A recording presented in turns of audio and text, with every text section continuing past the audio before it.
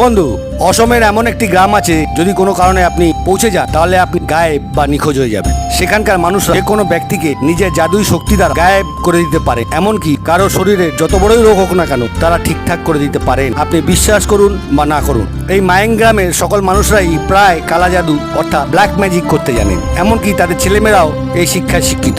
এমন বলা হয় আজ থেকে প্রায় 800 বছর আগে মুঘলরা এই গ্রামের কবজা করতে বা দখল করতে চেয়েছিলেন। তখন গ্রামের সকল মানুষরা কালা জাদুর দ্বারা চারিদিকে একটি অদৃশ্য দেয়াল তৈরি করে দেয়, যা কেউ দেখতে পারে না। সেই দেয়াল পার করতেই তখন এক এক করে প্রত্যেক সৈন্য জ্বলে পুড়ে ছাই হয়ে যায়। তাই এই গ্রামকে মোগলরা আর কোনোদিন আক্রমণ করে না। আপনি মায়েং গ্রামে যেতেই তারা দেখা মাত্রই আপনাকে বলে দেবে ভবিষ্যতে আপনার সাথে কি কি হতে চলেছে। এই গ্রামে পাহাড়ের উপরে ভগবান শিব, মাতা পার্বতী এবং গণেশজির মূর্তি অবস্থিত আছে। সেই পাহাড়ের উপর কিছু মন্ত্র লেখা আছে, যার দ্বারা মানুষকে এরা গায়েব পর্যন্ত করে দিতে পারে। কমেন্টে হর হর মহাদেব অবশ্যই লিখবেন বন্ধু।